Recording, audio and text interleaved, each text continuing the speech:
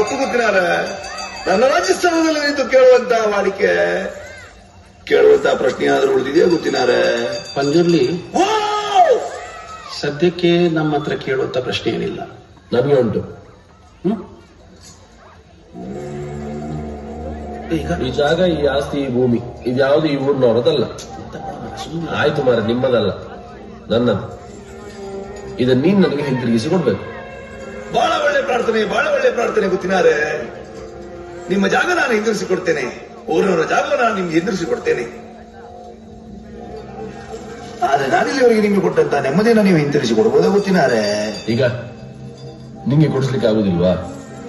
ತೊಂದ್ರೆ ಇಲ್ಲ, ಇದರ ತೀರ್ಮಾನ ಎಲ್ಲಿ ಆಗ್ಬೇಕು ಅಲ್ಲಿ ಮಾಡಿಸ್ಕೊಳ್ತೇನೆ ನಾನು.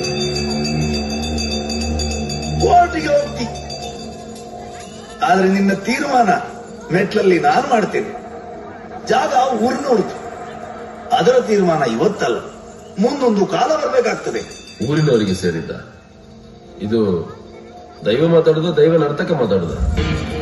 ದೈವವಾದ ನರ್ತಕನ ಇವತ್ತೇ ತೀರ್ಮಾನ ಆಗಿ, ನರ್ತಕನಾದ್ರೆ ನಾನು ನಿಮಗೆ ಸಿಗುವಂತವನಾಗಿ, ದೈವವಾದ್ರೆ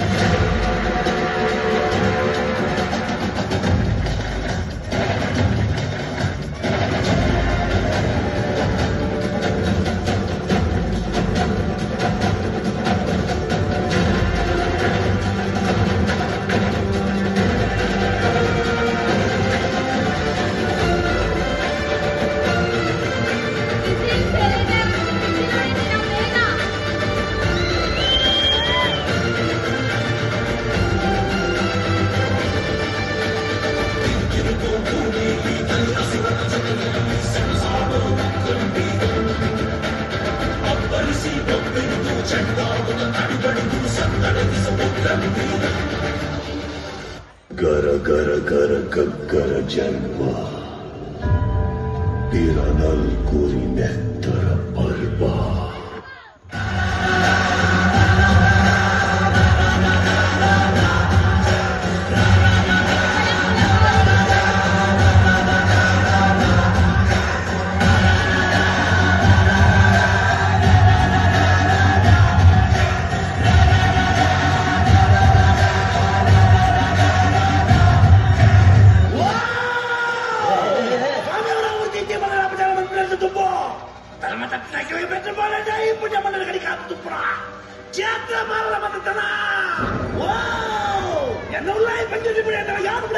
ఈ మంచి కర్మలు పడకు, నిన్ననే తెల్ల పప్పలు ఇప్పుడు ఈ మందిల కొడుకు దర్బారు ఓడిపోవే.